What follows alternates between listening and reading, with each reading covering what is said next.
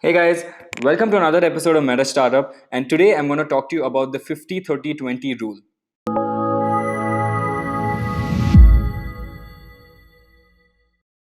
So a lot of people ask me this question ki, how do I save money? Month end ko to paisa hi nahi rehta hai bank account mein, and a lot of other things like that. And I faced a similar problem as well. So during my first job in Mumbai, I was working as an investment banker and I was drawing a salary of around 50,000 rupees. Very low for an investment banker. But what was happening at this point was every month, at the end of every month, I'm broke. It's a very common situation that most of the youngsters face in today's day, that we're always broke at the end of the month, right? But then I started understanding why this is happening. I know obviously I was spending a lot, but why? I had to break down my finances and understand what is the actual cost for this. So then I did a lot of research on financial management, some tips on how to save money, the cliche websites and blogs. But then I came across this amazing rule by Elizabeth Warren, which talks about the 50-30-20 rule, right? And this rule is mainly dependent on how to save your money, right? So let me give you a small brief into how this rule works. Imagine, like for example, you're raising, you have a salary of say 50,000 rupees at the start of the month, right? First you need to make a list. You need to make a list of what is your needs, what is your wants, and what is your savings, right? Needs are something like say your rent, your groceries, basic necessities that are required for you to survive the initial month. I'm not talking about your Hotstar or Netflix subscription. I'm actually talking about your basic necessities like doodh chahiye, groceries chahiye, anda chahiye, bodybuilder hai to protein chahiye, all that stuff, right? Now wants, which is the remaining 30%, wants is something that you need to just enjoy life, right? Because you can't just keep making money and not enjoy life. So wants is something where you want to go watch Student of the Year, or you want to go watch some movie, some comedy show, or something like that. And the remaining 20% is something that you need to put back into your bank account and save it in some financial instrument, right? The reason why I'm saying this, and the reason why most of us find it so hard for us to save money, is the lack of discipline, right? We get the money in a bank account, and obviously that feeling when your salary credits into your bank account is amazing, right? I still get that same feeling, and you feel like chalo paisa aa gaya, chalo kuch karte, aaj party karte boss. This is the same problem that all of us face, and this is the same problem that I faced as well. So do this, right? First make a note of your 50% needs, right? So if you have 50,000 rupees in your bank account, 25,000 rupees should go to your needs, which is 25,000 rupees should be allocated to something which is your basic rent, electricity bill, Wi-Fi bill, your food, groceries, etc., etc. Make a note of it, because if it's actually going more than your 50%, then there's something that you're spending on which is not actually required, right? I hope you don't have a loan by this time, because that just screws up your entire discipline of finance. Now, imagine you have done with that 50%, 25,000 you have kept aside for your basic needs, which is for you to survive. Okay, now you have the remaining 30%, right? With the remaining 30%, you need to allocate that 30%. Say 30% of 50,000 is 15,000 rupees. That is for you to enjoy life for the rest of the next 30 days. Now 15,000 is a good amount to enjoy, guys. If you want to enjoy more than 15,000, then please don't enjoy so much, right? But 15,000 is damn good. It's enough.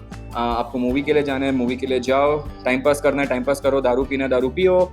Don't quote me on that though, but just enjoy life, but in that budget of 15,000.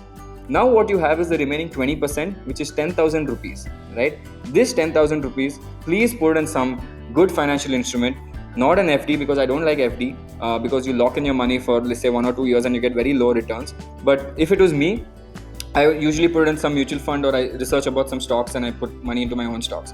But this 20%, make it a point somehow that every month you're taking that money, saving it, and keeping it in your bank account or keeping it in some financial instrument. Do not keep it with you in your pocket, because what happens is, as soon as I know I still have around 10,000 rupees to play around with, I'll go buy stupid stuff, right? That's what I used to do before. So this is the breakup of the 50-30-20 rule. Now, I'm not telling you to follow this 50-30-20 rule to the point, right? Because I know for a fact, even though it sounds so simple, when I did my budgeting in the first month, it was actually 60-40, something like that, right? 60-30-10 or something like that. It was very weird. So I could only actually save 10% of what I was earning. And then I realized, okay, that means my wants were not that great, but my basic needs, like I had a lot of subscriptions on Apple Music, Hotstar, Netflix, you name it, I got it, right? So what I did was, when I आधा चीज तो बंद किया, I just reduced most of the subscriptions that I had, and I reduced my needs, I reduced my wants, and I increased my savings slowly over time. It didn't happen instantly. 1 or 2 months I missed saving out as well, because एक month ज़्यादा खर्चा हो गया, happens, right? Don't be worried that okay, this month I didn't save, so something's gonna happen. It's okay, take your time, but make it a financial discipline to at least save 10% every month back into your financial instrument. And I'll tell you how to do this. I'll tell you some discipline techniques, that one quick tip that I usually do in my personal finance, and that I've learned over time, right? So this is something that you can Google it. You can Google the 50-30-20 rule, and you can figure out how to do this as well. Okay, so let me give you a small tip. Wait, guys. Okay, so let me give you a small tip right here, that what I use right in my personal finance. So imagine you just got your money, you just got your salary credited into your account.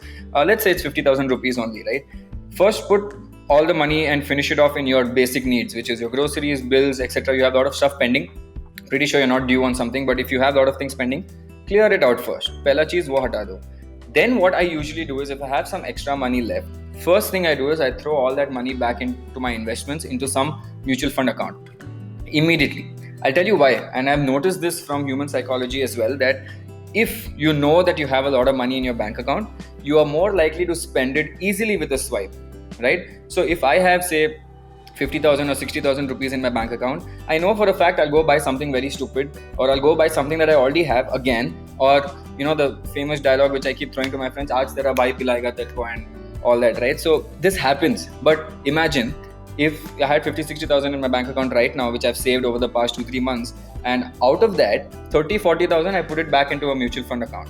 I only have 20 grand left. So in reality, I'm not poor, but my bank account says I'm damn poor, right? And it's nice. When I feel that I'm poor, I don't feel like spending at all. So then when I go out with my friends to enjoy and all that, I'll be like, aaj tu pilayega, tera treat hai, instead of saying aaj tera bhai pilayega types, right? So this is something that I personally do, because I personally ensure that my personal bank account, where I have easy access to swipe a card, my personal bank account is damn poor. Like, I legit have I just keep around 20-30 grand to enjoy for a month. But apart from that, I ensure I don't keep any more money into that bank account. But if you look at my savings portfolio, that will be huge.